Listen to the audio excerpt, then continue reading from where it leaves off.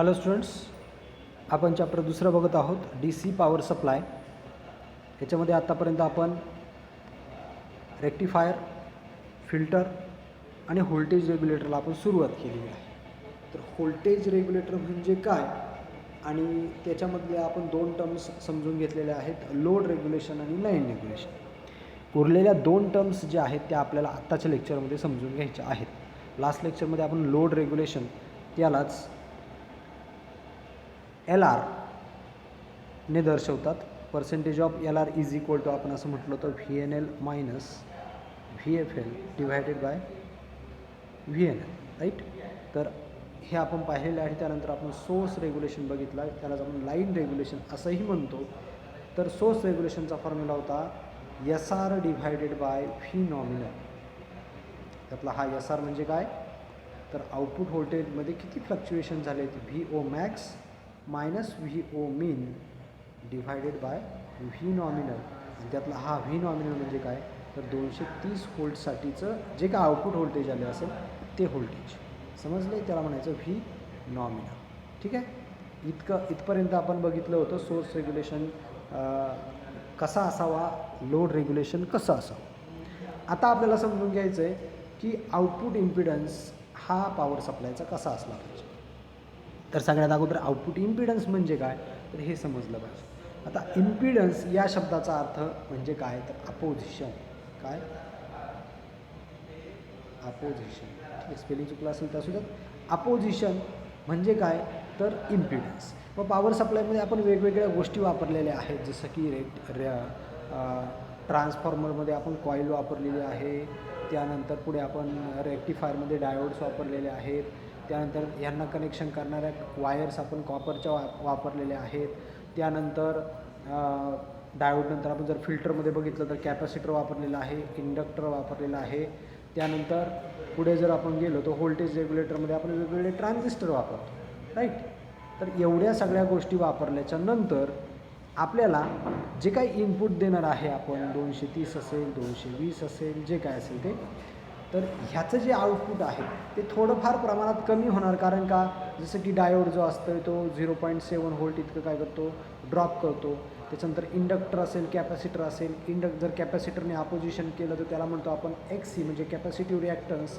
आणि इंडक्टिव्ह जर अपोजिशन करत असेल इंडक्टर तर त्याला आपण म्हणतो इंडक्टिव्ह रिॲक्टन्स XL. त्याच्यानंतर ट्रान्झिस्टरसुद्धा काही प्रमाणात काय करतो, अपोजिशन करतो, कारण तो सुद्धा 0.7 किंवा 0.3 इतकं व्होल्टेज ड्रॉप घेतो.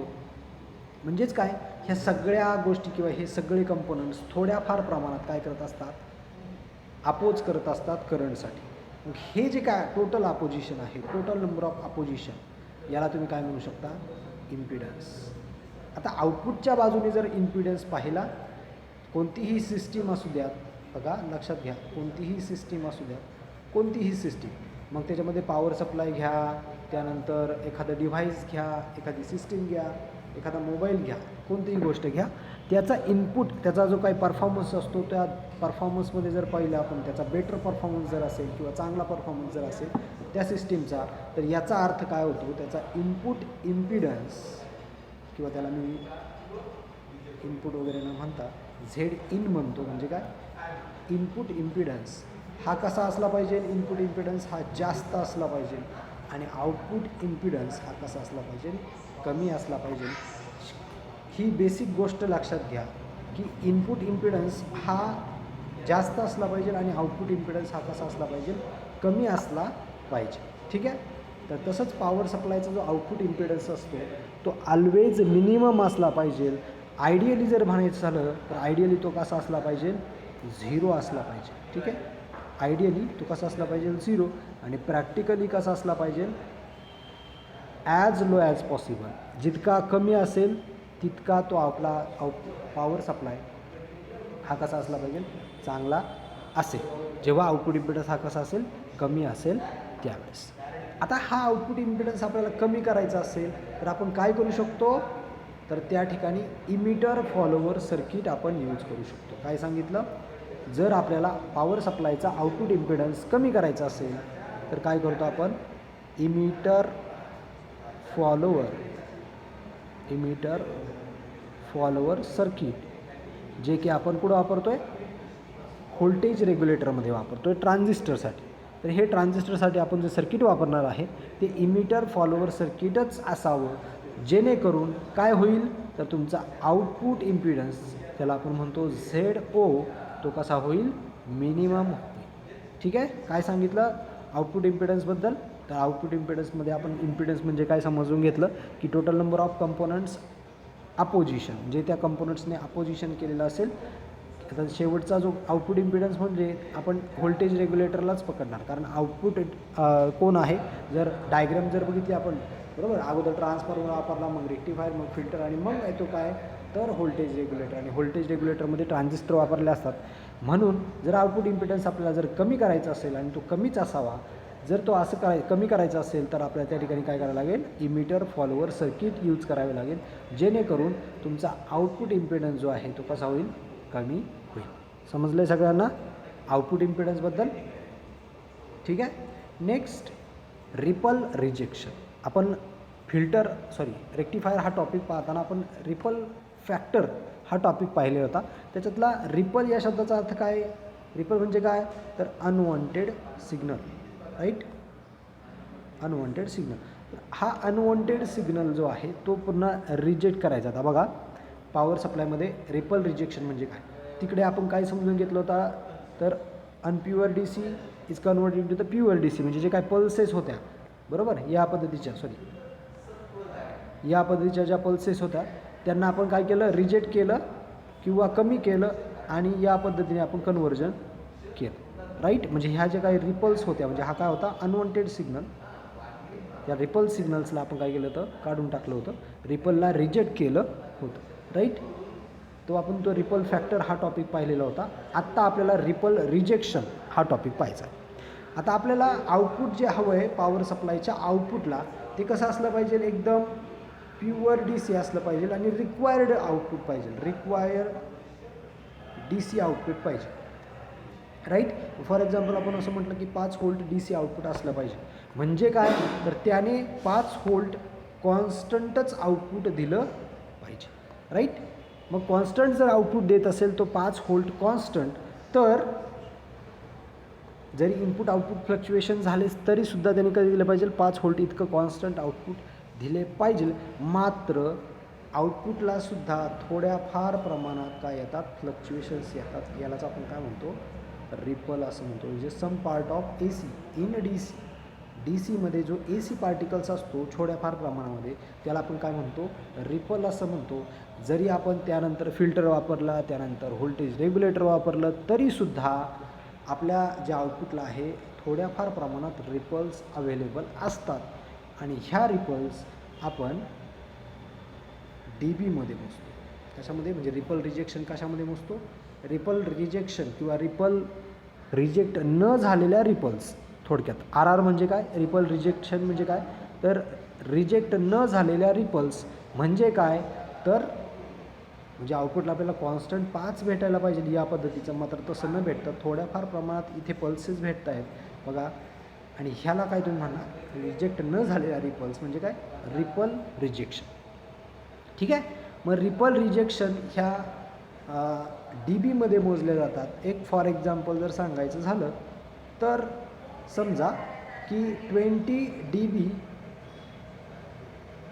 dB इतका जर तुमचा पॉवर सप्लायचा रिपल रिजेक्शन रेशो असेल किंवा रिपल रिजेक्शन असेल, RR जर असेल, तर तो काय करतो, इनपुटपेक्षा इनपुट जे काही रिपल्स आहेत त्यांच्यापेक्षा 100 टाइम्स, लक्षात घ्या, 100 टाइम्स इतक्या रिपल्स काय करतो, लेस करतो, कमी करतो. सर बडबड नका. समजलं. आता दुसरं एक्झाम्पल जर आपण घेतलं, फॉर एक्झाम्पल 40 dB घेऊयात. 40 dB जर 40 dB जर घेतला आपण, तर आपण असं म्हणू शकतो की 1000 टाइम्स ज्या रिपल्स असतील त्या काय होतील, लेस होतील, कमी होतील. जर 80 dB जर आपण घेतला तर आपण काय म्हणू शकतो, 10,000 टाइम्स तुमचा जो काही पॉवर सप्लाय असेल तो काय करेल, रिपलला रिजेक्ट करेल.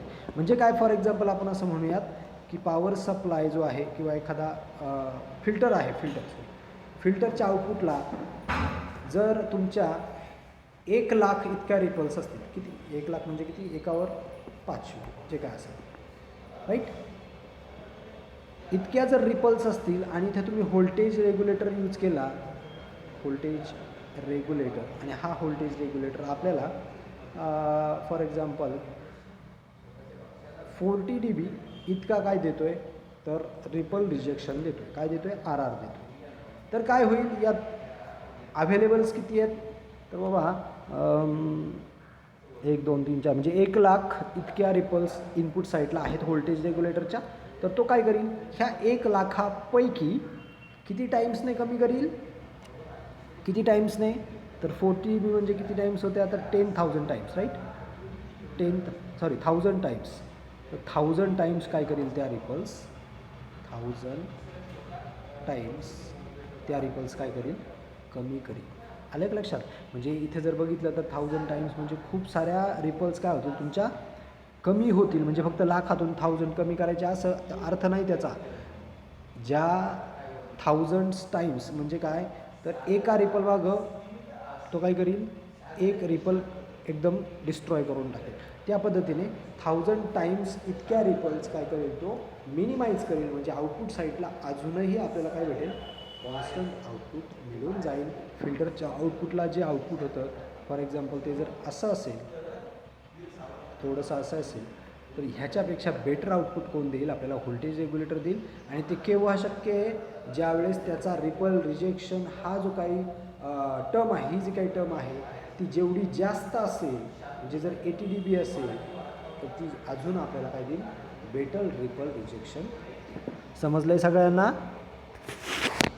इथपर्यंत सगळ्यांना समजलं आहे.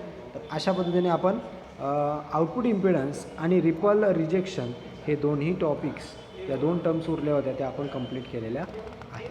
समजलं आहे. नेक्स्ट लेक्चरला आपल्याला पाहायचं आहे झिनर रेग्युलेटर, जो की व्होल्टेज रेग्युलेटरचा एक पार्ट आहे. किंवा आपण जसं रेक्टिफायर म्हटलं होतं, हाफ वेव्ह रेक्टिफायर, फुल वेव्ह रेक्टिफायर, त्या पद्धतीने व्होल्टेज रेग्युलेटर आपण जे काही वर्क करतो व्होल्टेज रेग्युलेशनचं, लोड रेग्युलेशन असेल, लाईन रेग्युलेशन असेल, आउटपुट इम्पिडन्स असेल, रिपल रिजेक्शन असेल, किंवा आउटपुट व्होल्टेज कॉन्स्टंट देणं जे असेल, ते आपण झिनर डायोडच्या साह्याने करू शकतो.